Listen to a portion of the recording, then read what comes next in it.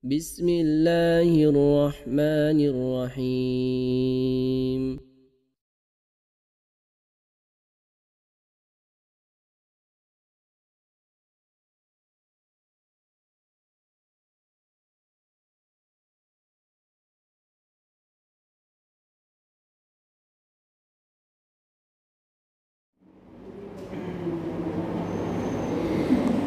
Assalamualaikum warahmatullahi wabarakatuh.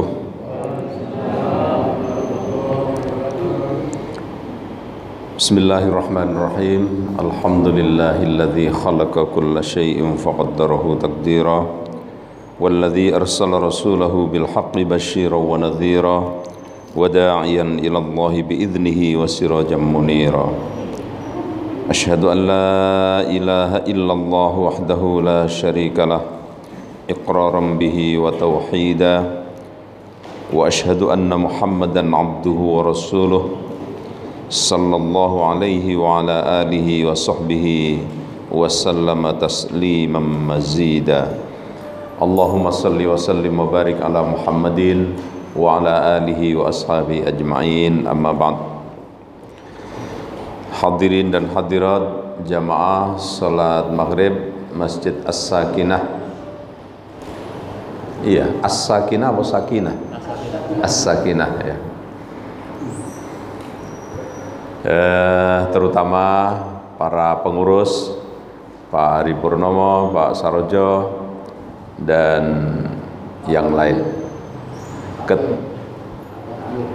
Sinten Ketua Takmir? Pak Thayyib. Sebagai pengantar begini, saya ini sangat berbahagia pada malam hari ini.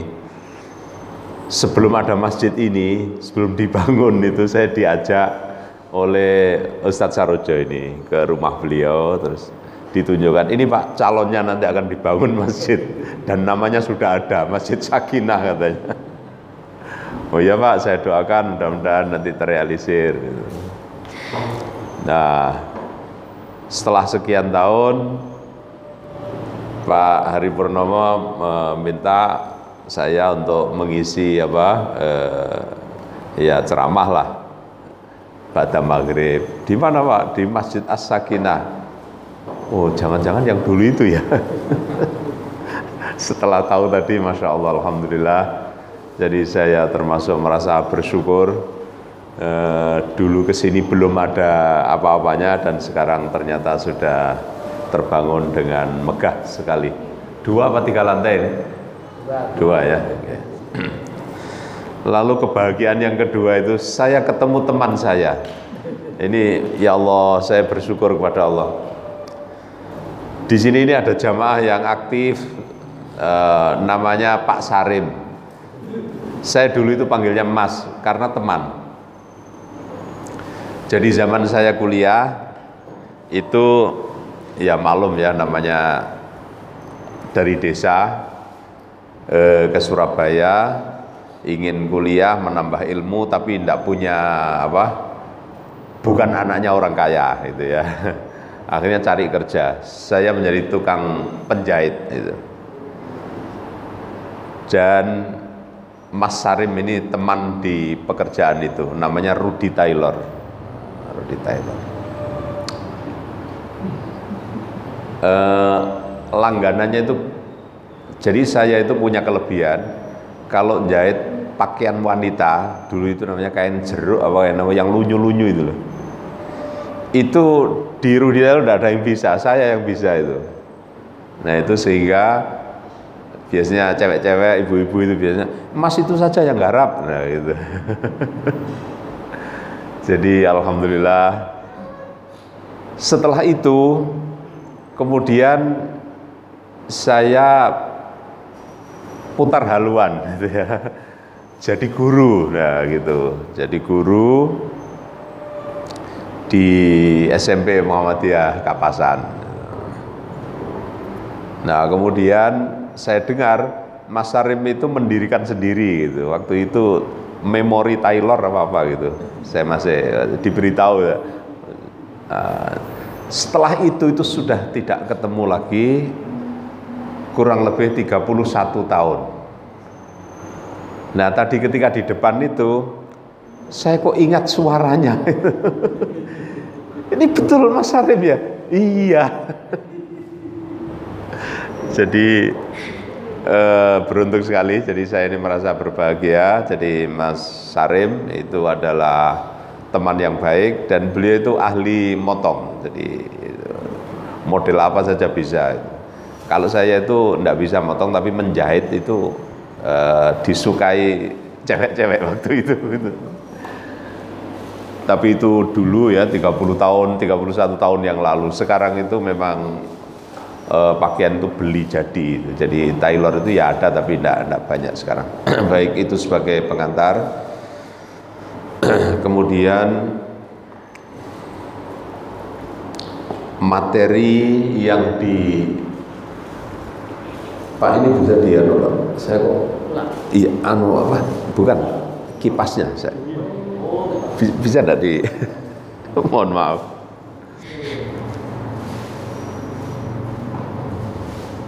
Oke. Tema yang diberikan oleh pengurus, oleh Tamir, oleh Pak Ari adalah merajut kembali ukhuwah Islamiyah. Wah, ini luar biasa, ini berat ini. Jadi saya ingin Masjid As-Sakinah ini kalau bisa itu menjadi porosnya ukhuwah. Nah, ya, pusat pemersatu umat. Nah, kalau bisa begitu luar biasa itu. As-Sakinah itu dari kata sakinah. Jadi kan ada ayat ya, sakinah mawaddah warahmah itu ya. Bukan sakinah tapi sakinah. Itu ayat kemanten ya, betul. Ayat kemanten. Jadi wa min ayati an khalaqalakum min anfusikum azwajan litaskunu ilaiha. Jadi litaskunu. Lalu menggunakan al. Itu dalam tata bahasa Arab namanya lam ta'rif. Jadi tempat ini. Nah, ini. Jadi itu menunjukkan penjelasan itu ya. Nah, kalau sakinah saja itu nakiroh gitu ya, bentuk nakiroh. Jadi kalau bentuk nakiroh itu ya sesuatu yang aman, tentram. Tapi kalau diberi al lam ta'rif as-sakinah. Jadi i-nya itu panjang. As-sakinah itu artinya tempat yang menyejukkan ini. Jadi jelas. Tempat yang menentramkan ini. Jadi sakinah itu artinya sejuk, tentram, damai. Gitu. Nah, sesuai dengan nama itu maka tema ini berat sebenarnya, tapi ini luar biasa itu. Jadi merajut kembali ukhuwah Islamiyah. Hidup berukhuwah itu adalah hidup yang damai. Jadi identik dengan sakinah ini. Nah, mengapa ukhuwah itu perlu dirajut? Itu karena begini, ada kecenderungan kita ini kan berbeda pendapat itu. Dan perbedaan pendapat itu fitrah manusia. Nabi itu pernah berdoa begini, minta 3 hal. Ya Allah, jangan engkau timpakan kepada umatku ini siksa cobaan yang melebihi umat-umat pada masa yang lalu, zaman nabi-nabi yang lalu. Kepada umatku jangan ya Allah. Mungkin kasihan itu ya. Doa itu dikabulkan oleh Allah. Jadi insya Allah umat Nabi Muhammad ini tidak akan mendapatkan ujian, cobaan, siksaan melebihi yang pernah ditimpakan kepada umat-umat terdahulu. Nah, gitu. Yang kedua, Nabi itu minta begini, ya Allah, jangan engkau jadikan umatku ini melarat sampai untuk sholat saja tidak bisa. Dan itu dikabulkan oleh Allah.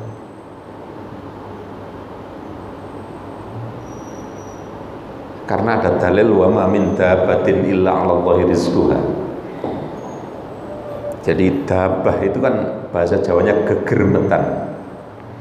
Asalkan kita mau geremet itu insya Allah ada rezeki. Jadi meskipun ada para sahabat itu kadang-kala yang ada kan sahabat-sahabat miskin yang sampai sholat saja gantian pakaian antara istri dan suami, ya ada. Tapi Nabi minta kepada Allah, jangan jadikan umatku seperti itu. Ya miskin iya, tapi jangan sampai menjual keyakinan ya untuk mengerjakan ibadah saja tidak bisa gara-gara kemelaratan. Itu jangan ya Allah. Nah itu dijawab oleh Allah, saya ijabahi doa. Nah yang ketiga, ya Allah jadikanlah umatku ini bersatu padu dalam semua hal. Enteng, tapi diingatkan oleh Allah, jangan berdoa seperti itu, karena umatmu itu punya kecenderungan berbeda. Nah, gitu.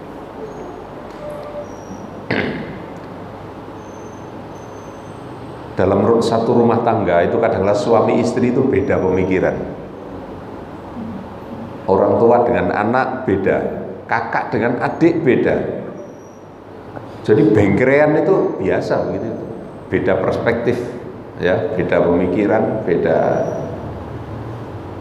Itu satu rumah, apalagi dua rumah, satu jamaah, satu organisasi. Meskipun ada kode-kode umum yang sama, tapi sejatinya juga ada saja perbedaan itu. Ya gitu. Oleh sebab itu tugas kita ini mengeliminasi perbedaan dan memperkokoh persamaannya. Itu.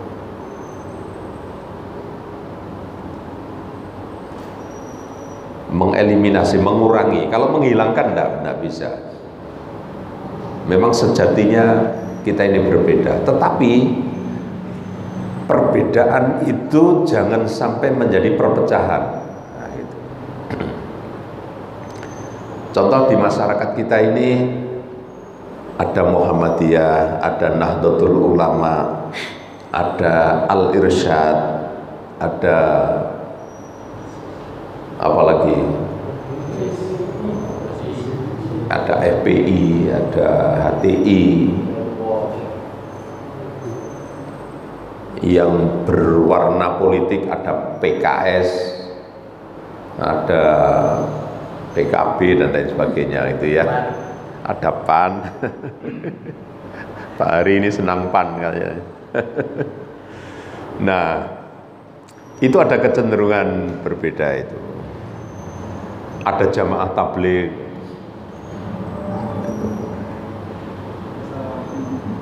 Apalagi Pak? Jadi lalu dulu Profesor Din Samsudin itu pernah mengatakan kalau bisa Muhammadiyah ini menjadi payung besar. Jadi kita jangan menjadikan Muhammadiyah sebagai madhab gitu ya, tapi kita ini menaungi semuanya ya dengan cara berkomunikasi bahwa masing-masing organisasi itu punya karakter, punya kebiasaan sendiri-sendiri, itu silakan dirawat itu. Tapi kan kita itu disatukan oleh akidah, disatukan oleh Al-Quran, disatukan oleh As-Sunnah. Yang menjadi berbeda itu cara memahaminya. Nah, gitu. Oleh sebab itu dalam teori ukhuwah itu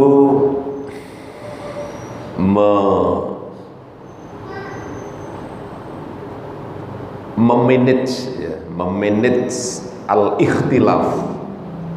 Al-ikhtilaf itu perbedaan tadi itu. Dalam ayat surat Al-Hujurat ayat berapa itu? Ya ayyuhalladzina amanu itu. Atau innamal mu'minuna ikhwatun fa aslihu baina akhwaikum gitu ya.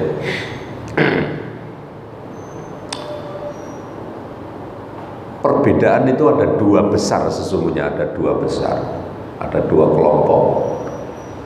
Yang pertama itu al-ikhtilafut tanawwu'i. Ikhtilafut tanawwu'i itu perbedaan yang nuansanya itu keragaman. At-tanawwu' atau talwin, pewarnaan. Ono Islam sing ada ijo-ijo, ada biru-biru, nah itu talwin ya. At-tanawwu' keragaman. Ini masih memungkinkan untuk dikomunikasikan, meskipun tidak bisa dihilangkan sama sekali. Jadi at-tanawwu' itu contohnya begini, yang jamaah satu pakai kunut, yang jamaah lain tidak. Apakah begini ini kemudian orang yang tidak pakai kunut itu tidak boleh tak sholat di masjidnya orang-orang ahli kunut?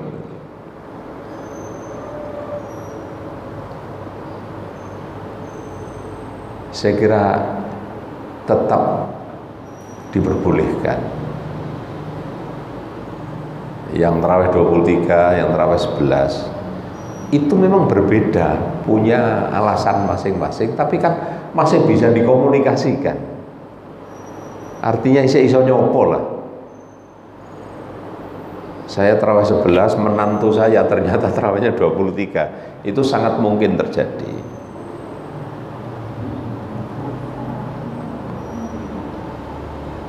Ini namanya ikhtilafut tanawwu'. Yang satu pakai celana cingkrang, yang lain tidak. Apa ini kemudian menjadikan kita ini bermusuhan? Jadi ikhtilafut tanawwu' ini ya, itu tidak bisa dijadikan alasan untuk berpecah belah, karena itu keragaman. Jadi barangkali Bapak Ibu sekalian yang sudah terbiasa umroh ya, atau menunaikan ibadah haji, di sana kita menyaksikan tata cara mereka beribadah luar biasa, macam-macam. Itu tanawwu'.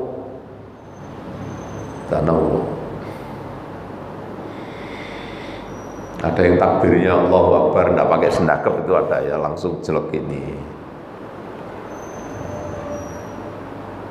Ya macam-macam. Yang kelompok kedua ini al-ikhtilafut tadaddudi. Jadi perbedaan yang nuansanya itu tolak belakang, tidak mungkin disatukan. Ini persoalan akidah.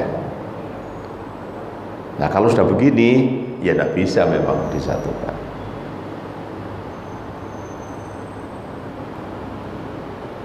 Contoh misalnya konsep ketuhanan. Konsep ketuhanan itu kita mengenal dalam catatan sejarah para ahli, itu kita mengenal ada konsep yang namanya politeisme, konsep banyak Tuhan. Nah, menurut konsep ini Tuhan itu lebih banyak lebih baik. Jadi ada Tuhan yang ngurusi malam, ada Tuhan siang, ada Tuhan laut, ada Tuhan pegunungan. semakin banyak semakin baik. Ada Dewi Sri ngurusi sawah yang lono Tuhan Dewi.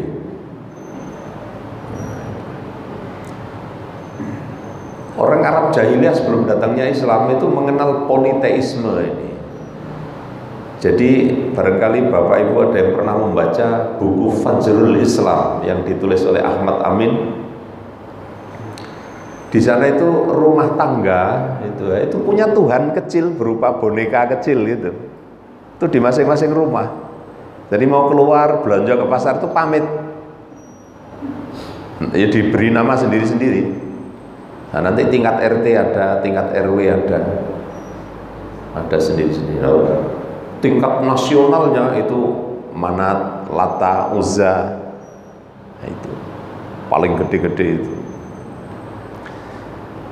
Nah, itu konsep politeisme. Yang kedua namanya henoteisme. Jadi henoteisme itu pembatasan jumlah Tuhan.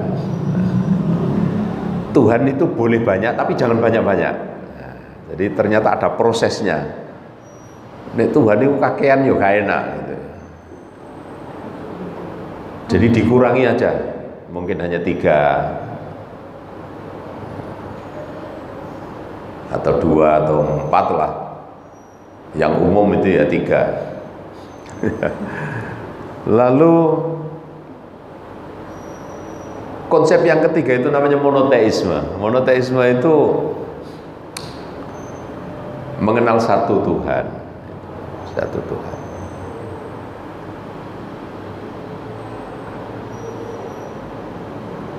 Ada seorang ulama namanya Syekh Muhammad Abduh itu mengatakan konsep monoteisme yang murni dan asli hanya Islam. Nah, gitu. Yang lain tidak. Nah, kalau sudah begini, itu kan tidak bisa disatukan. Ini yang saya maksud tadi, ikhtilafut tadaddudi. Meskipun tidak bisa disatukan, kita masih ada konsep ukhuwah basyariyah,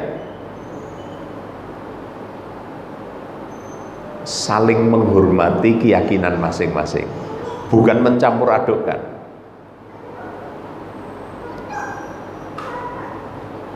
Jadi ada tetangga kita, masyarakat kita, sebagian teman kita yang memilih agama dengan konsep ketuhanan henoteisme, Tritunggal, Trinitas.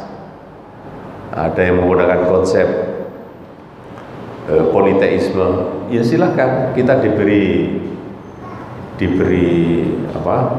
pegangan oleh Allah, lakum dinukum waliyadin. Anda seperti itu, saya seperti ini. Oke. Jadi meskipun kita ini sudah berbeda, yang perbedaannya tidak mungkin dipertemukan karena memang beda konsep. Meskipun begitu, tapi kita masih punya peluang ya untuk berkomunikasi dalam arti menghormati tadi. Nah, kalau dengan orang yang berbeda keyakinan saja masih ada peluang seperti itu, apalagi kalau sesama umat Islam.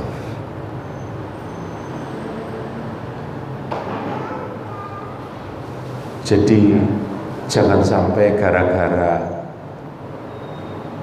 beda pakaian itu kemudian gak nyopo, itu ya jangan ya.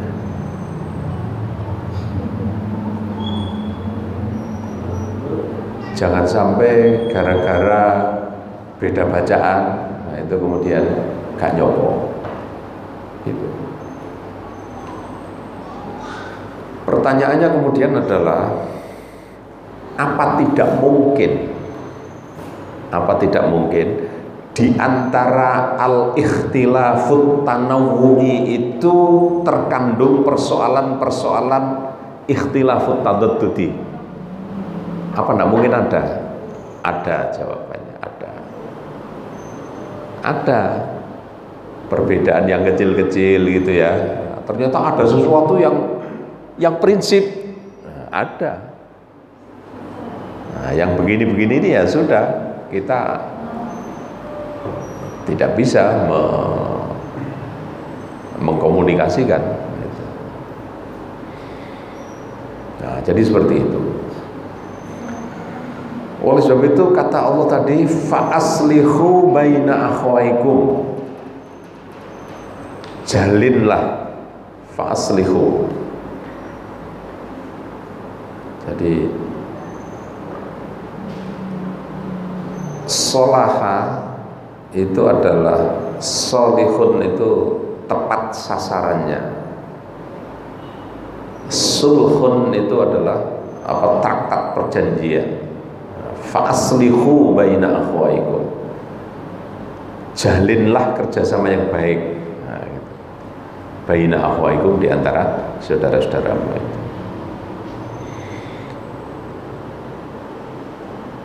Nah, di antara kita umat Islam ini memang ya itu tadi mesti ada perbedaan-perbedaan. Ada yang garisnya itu keras, itu ya ada. Beda agama jangan menyebut saudara. Nah, gitu. Karena beda keyakinan. Jadi tidak boleh menyebut saudara-saudara kita yang beragama A misalnya, itu tidak boleh, bukan saudara itu. Kalau menurut saya, memanggil saudara kita yang berbeda agama itu adalah ukhuwah basyariah tadi itu, bukan ukhuwah dalam hal keyakinan. Oleh sebab itu kita sah-sah saja menyebut, tapi kan jelas saudara kita yang beragama A, beragama B.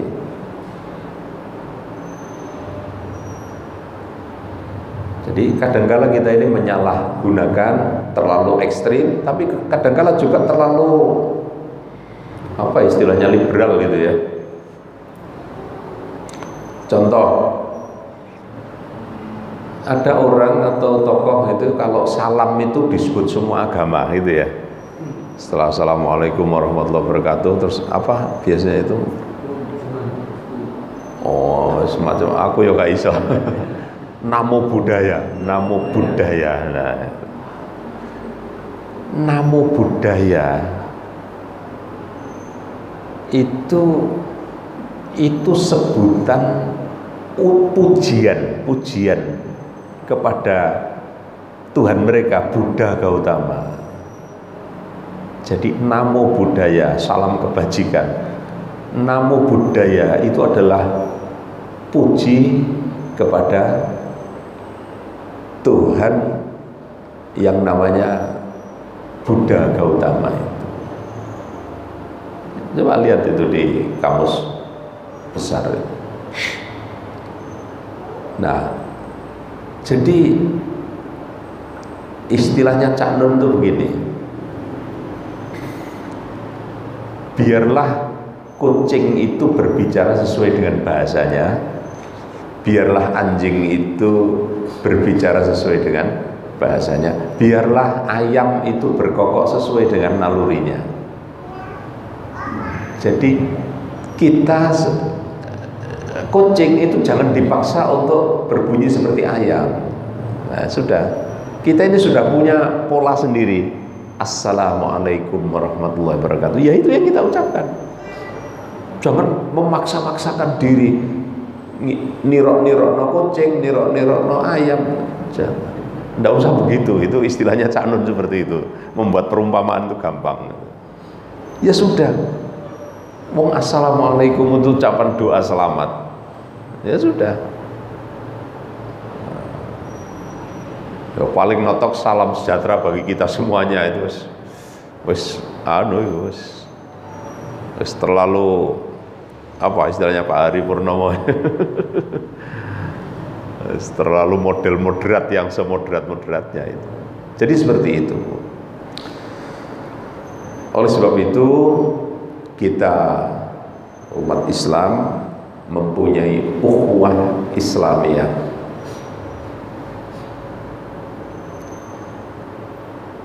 Kalau ukhuwah Islamiyahnya itu ya tidak masalah, kita bicara karena itu norma. Ya, contoh fa aslihu baina akhwaikum tadi. Yang repot itu ukhuwah insaniyah. Manusianya ini loh. Jadi gara-gara berbeda dalam urusan masalah-masalah furu'iyah atau ibnul furu'. Furu' itu kan cabang, masalah-masalah cabang. Ibnul furu' itu ya ranting. Masalah-masalah yang kecil itu kemudian wes gak gelem nyopo, gak gelem macam-macam. Itu ya jangan seperti itu. Mari kita beragama ini dengan gembira. Jangan beragama itu sengaja membuka front. Isine ku siap untuk perang. Agama ini agama damai. Agama damai. Ya. Dan kita akan dicatat oleh sejarah. Yang mencatat itu sejarah. Kita sholat seperti ini, menjadi jamaah masjid seperti ini akan disebut oleh anak cucu kita, oleh orang-orang yang menulis, dan itu akan dibaca menjadi kenyataan sejarah bahwa pengamalan agama Islam seperti ini di Masjid As-Sakinah seperti ini. Lah, mari kita torehkan ya, tulisan-tulisan, bahan-bahan tulisan yang baik. Tetapi sebaliknya, mari kita perkokoh tauhid atau akidah kita. Nah, gitu. Jadi jangan sampai kemudian ya karena beragama itu ringan-ringan saja ya sakarepe lah. Nek kok bersolat ya solat, nek enggak ya enggak, kan gitu ya. Atau yang sangat ekstrim, itu juga jangan.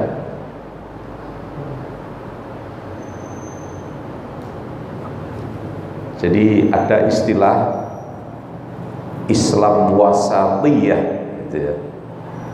Itu yang dikumandangkan oleh mainstream Islam di Indonesia, baik dari kalangan NU maupun Muhammadiyah. Itu artinya Islam yang damai, tidak ekstrim kanan, tidak ekstrim kiri, tidak liberal tapi juga tidak radikal. Radikal dalam arti tanda kutip ya, pengertian radikal di Indonesia.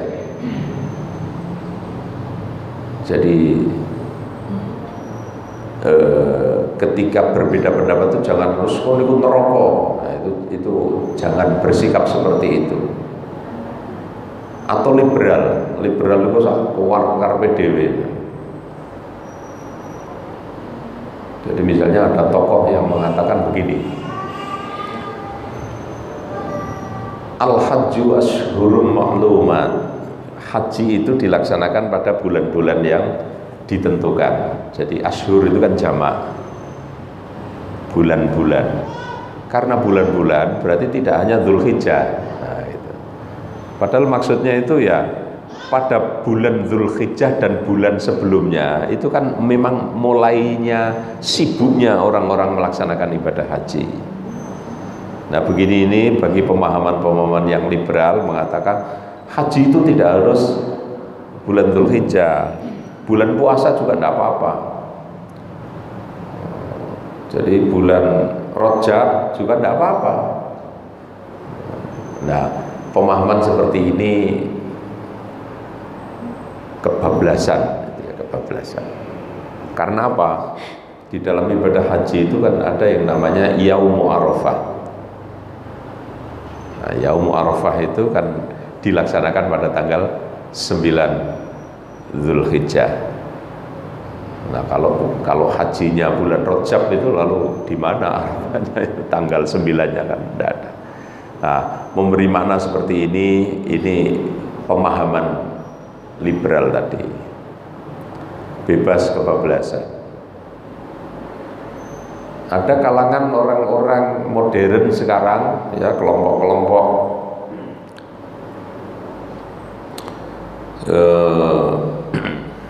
yang ya liberal juga ya.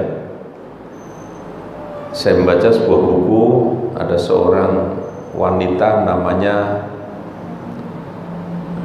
Aminah Wadud. Aminah Wadud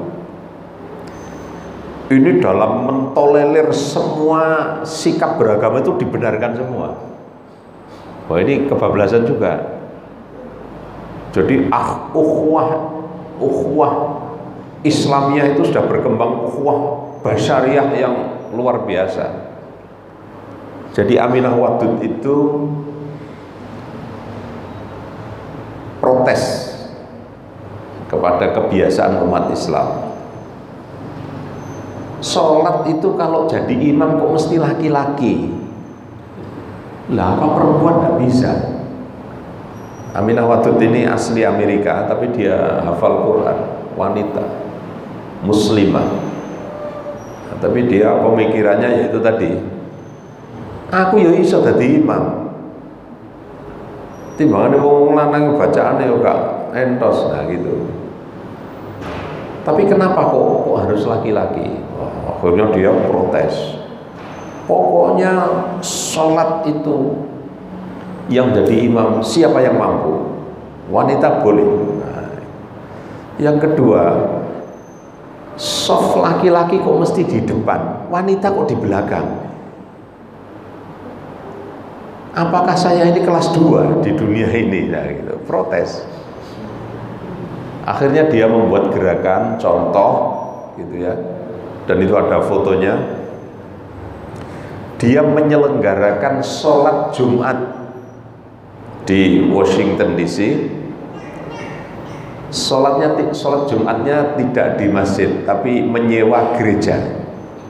Nah ini maksudnya iki toleransi sing temenan. Nah itu menyewa gereja, jamaahnya lewat undangan. Dan jamaahnya itu laki-laki wanita campur. Jadi di show pertama itu ono lanang, ono wedok, ono sing nggo jilbab, ada yang pakai rungkuh mukena, ada yang tidak. Jadi ada wanita yang rambutnya terurai ikut sholat. Karpe, inilah Islam yang benar itu. Nah,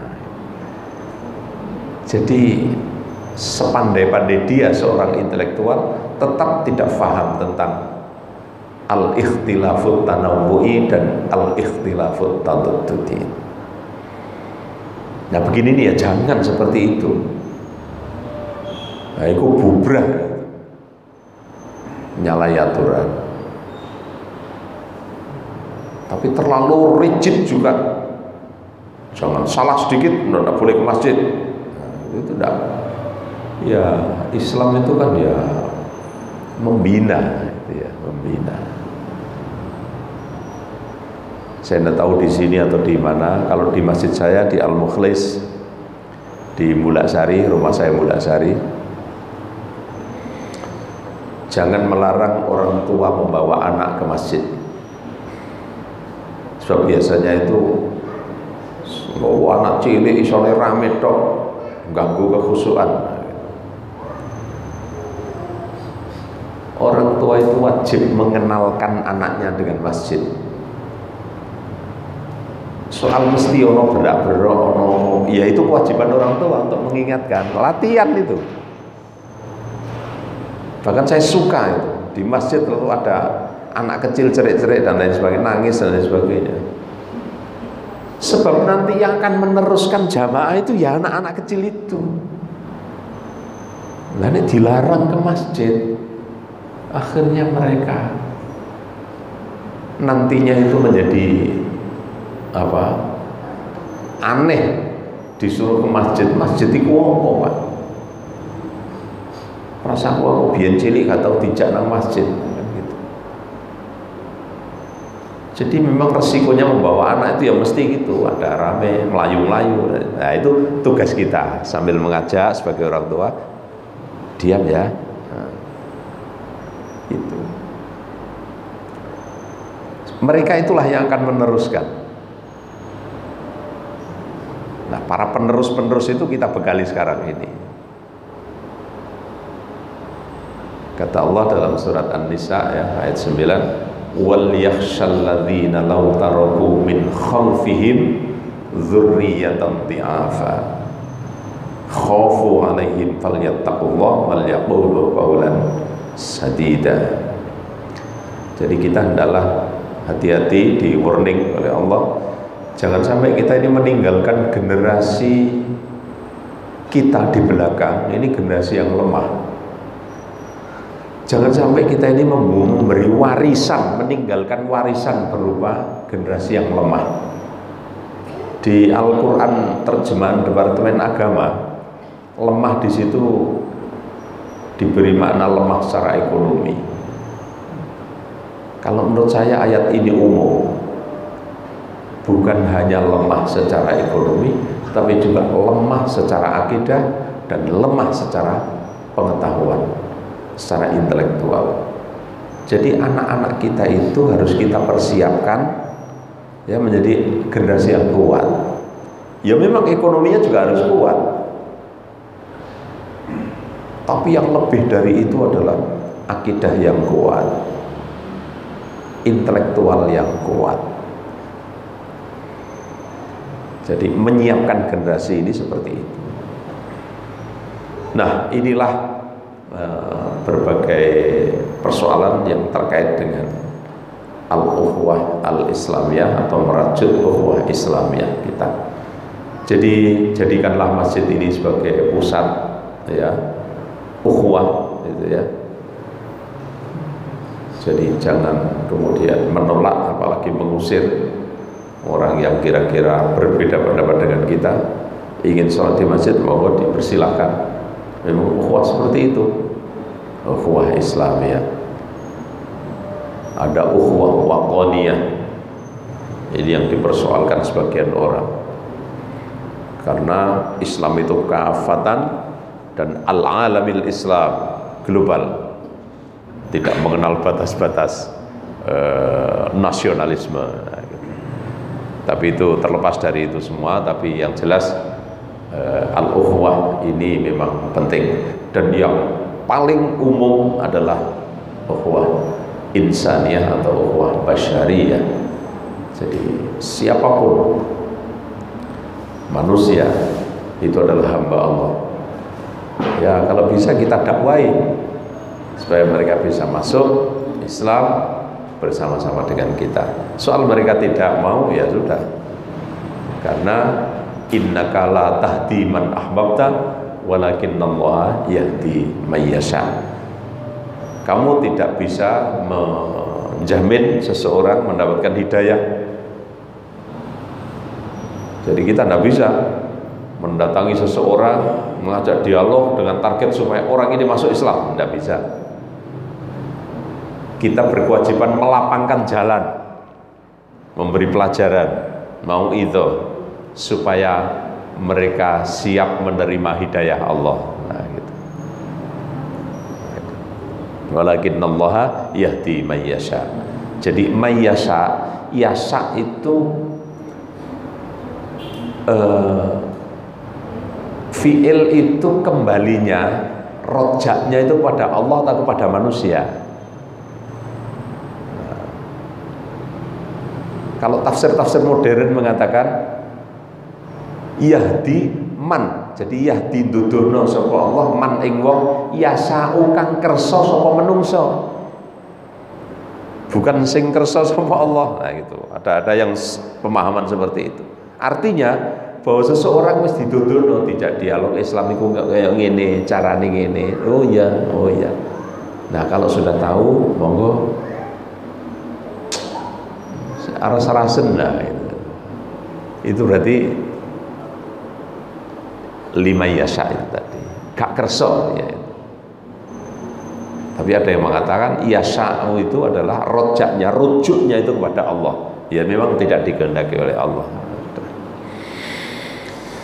Saya kira itu ada apa diskusinya, ada tanya jawabnya, monggo silakan. sebelum saya akhiri. Monggo.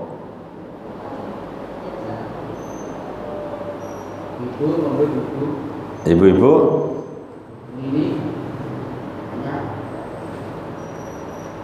Jadi karena judulnya ukhuwah ya, tentang ukhuwah, tapi bolehlah tanya yang lain-lain sepanjang ada kaitannya dengan agama.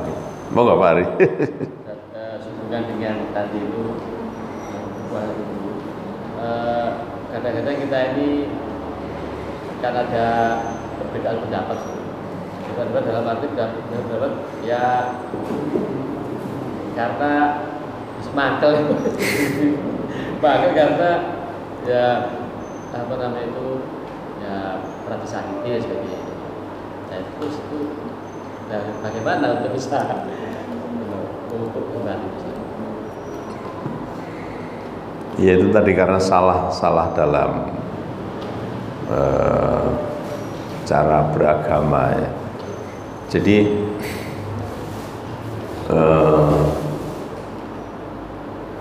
lah kan kita kan tidak boleh menyakiti orang gitu ya, menyakiti orang. Jadi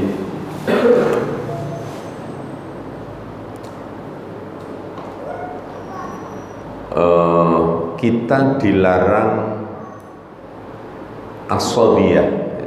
Asobiyah itu fanatisme golongan yang berlebih-lebihan.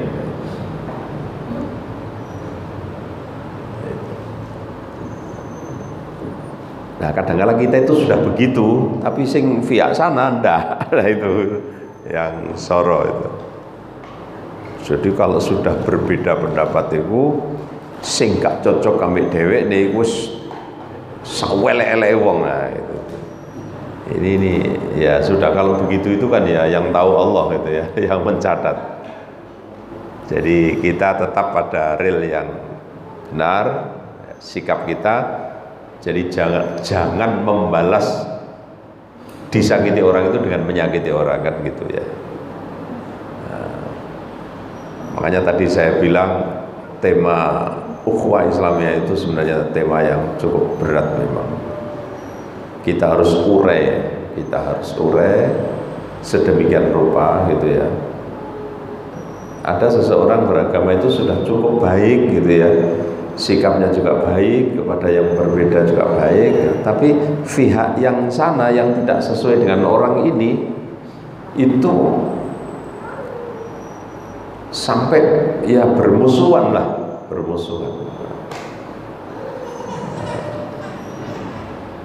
Kalau bermusuhan saja karena perbedaan ya sudah, tapi ini menyakiti. Nah itu ya jangan. La taghlu fi dinikum. Jadi kita ini jangan berlebih-lebihan seperti itu. Bahwa kita diberi hak, diberi kebebasan ya untuk mengembangkan faham kita, dan saya kira di mana-mana para pemimpin agama di seluruh dunia itu seperti itu. Di Mekah contohnya semua mazhab boleh diamalkan, gitu kan. Tetapi tidak ada mazhab campuran, itu tidak ada, kan gitu. Arab Saudi yang dikenal sebagai mazhab Syafi'i kan asalnya itu ya.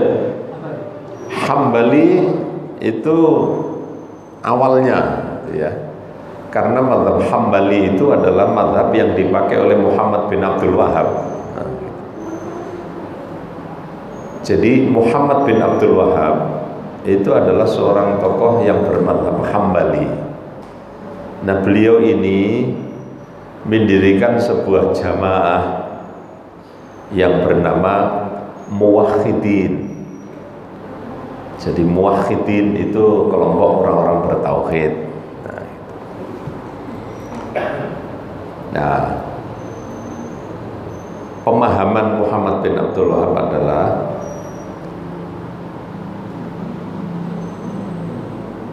kemunduran dunia Islam ini disebabkan karena rusaknya akidah, maka perlu diperbaiki. Kita mungkin nanti di pertemuan berikutnya lah insya Allah. Ada tokoh-tokoh itu yang punya analisis seperti itu. Misalnya Jamaluddin Al-Afghani, umat Islam ini mundur itu karena tidak berdaya dalam politiknya. Nah, itu ya ada. Nah, Muhammad bin Abdul Wahab menengarai bahwa persoalan akidah ini menjadi inti dan itu sudah diremehkan, dirusak oleh sebagian umat Islam. Ini perlu diperbaiki. Maka gerakannya itu namanya Al-Muwahhidun atau Muwahhidin. Tapi ini ditentang oleh banyak orang karena misinya memurnikan akidah dari segala macam kesyirikan itu. Orang-orang yang memusuhi itu menjuluki gerakannya Muhammad bin Abdul Wahab itu diberi nama Wahabi. Jadi Wahabi itu nama yang diberikan oleh orang-orang yang tidak sependapat dengan dakwahnya Muhammad bin Abdul Wahab. Nah, karena dia punya kesempatan berkolaborasi dengan Ibnu Saud yang kemudian mendirikan negara Saudi Arabia. Nah, ketika kemudian Saudi Arabia berdiri, itu madhabnya sudah bukan madhab Hambali, tetapi madhab Syafi'i. Tetapi di kemudian hari Islam sudah Isya ini ya? Nah, jadi Islam di Mekah ini kemudian memberi kesempatan kepada madhab apapun yang ada untuk beribadah sesuai dengan fahamnya itu. Jadi panjenengan di Mekah tidak akan jangan begitu, tidak ada.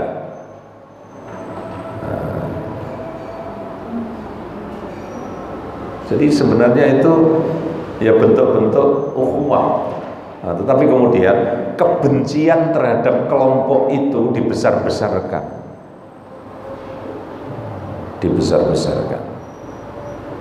Jadi kalau persoalan-persoalan kesyirikan itu memang Muhammad bin Abdul Wahab luar biasa itu.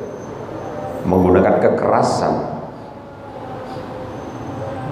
Tidak ada kompromi.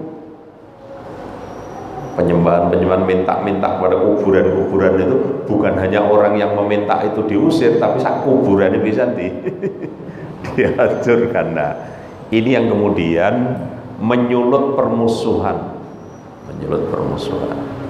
Nah, saya kira dakwah kita, dakwah pencerahan, tidak menghabisi seperti itu, tidak mengolok-olokkan, tidak mencaci maki, tapi dengan cara yang baik. Fabima rahmatin minallahi linta lahu walau kunta faddan ghalidhal qalbi lam faddu min hawlik fa'fu anhum wastaghfir lahum.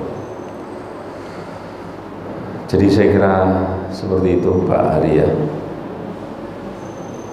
Gimana? Sudah cukup ya? Atau masih ada? Mau? Kita akan. Oh gitu. Okay.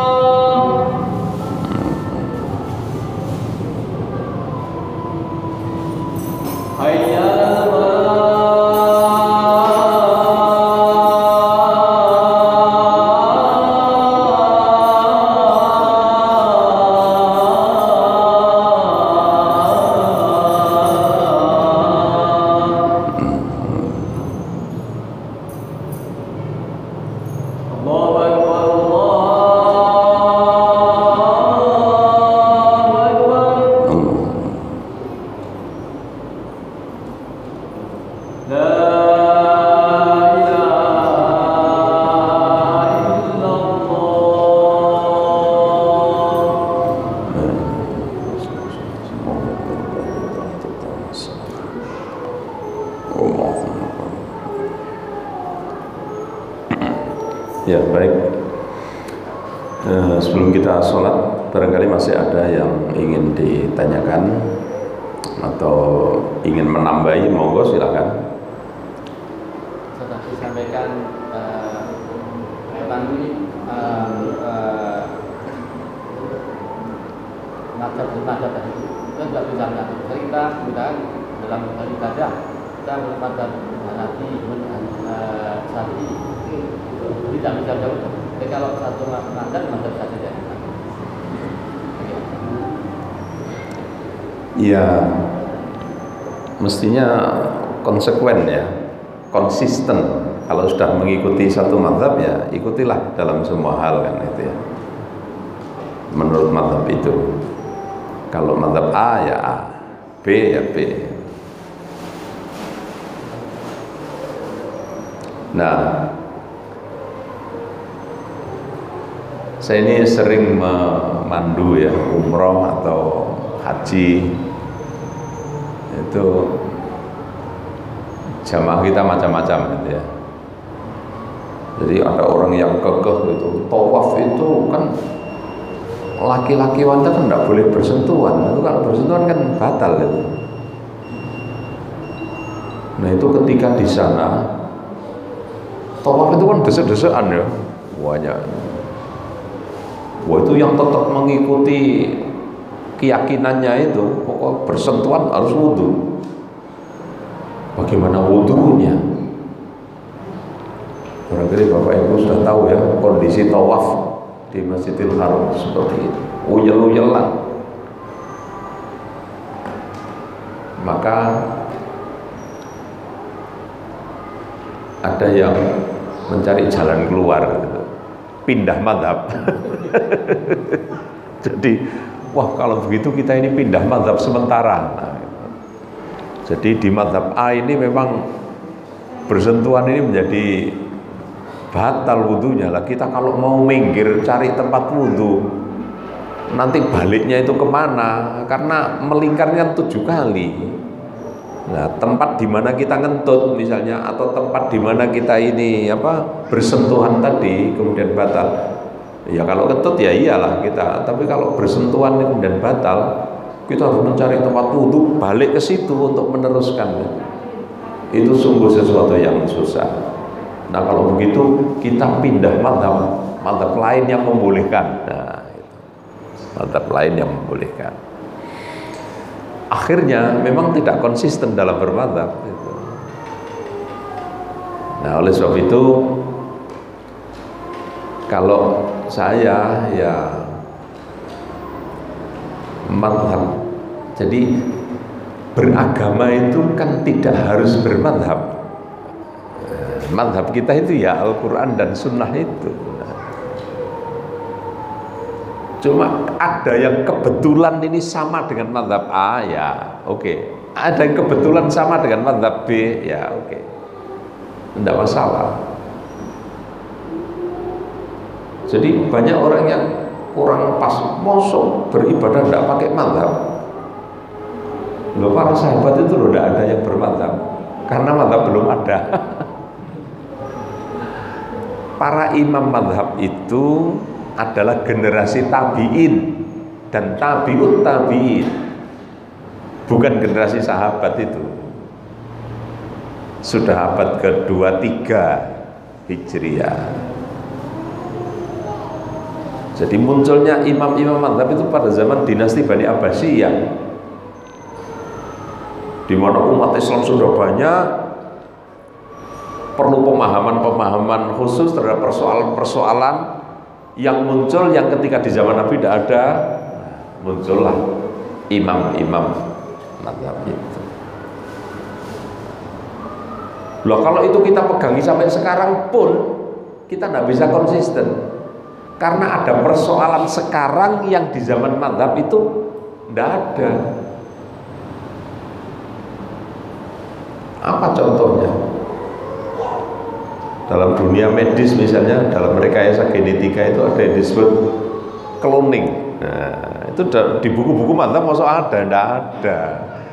Cloning, keluarga berencana, inseminasi buatan, cangkok ginjal, cangkok hati, itu di zaman Nabi sahabat belum ada. Nah, berarti kita harus ada jalan.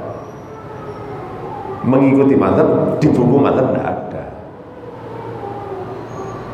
kan begitu. Jadi oke, saya bermazhab A, saya bermazhab Hanafi, saya bermazhab Maliki, silakan. Tapi persoalan-persoalan yang akan Anda hadapi, khususnya dalam hal-hal yang berkaitan dengan ibadah, itu pasti akan berkembang. Dan di buku-buku mazhab itu, jurisprudensi mazhab itu tidak akan kita temui. Nah, seperti itu. Maka istilah para ahli agama itu katanya disebut apa? Ijtihad. Jalan untuk menyelesaikan persoalan-persoalan yang secara tekstual, secara langsung tidak ada dalam Al-Quran dan Sunnah, maka jalan keluarnya adalah ijtihad. Metode ijtihad kadang-kala ijma, kesepakatan para ulama, para ahli hukum, kadang-kala menggunakan kias atau analogi, itu metode ijtihad sebenarnya. Jadi ijma kias itu bukan dasar agama, tapi metode ijtihad. Nah, gitu. Ya, jadi memang ya perlu kita selesaikan agenda pemahaman kita terhadap agama ini, dan ini tugas kita sepanjang masa.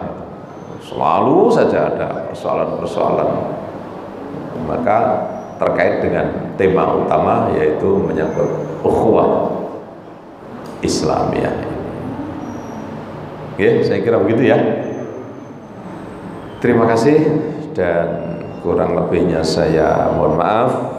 Mudah-mudahan kita dipertemukan kembali oleh Allah Subhanahu wa taala, dan kita diberikan bimbingan akidah yang mantap gitu ya, sehingga kita bisa menjalankan ibadah, pendekatan-pendekatan kita secara vertikal kepada Allah, tapi juga kita diberi kekuatan di dalam membangun ukhuwah di antara sesama kita.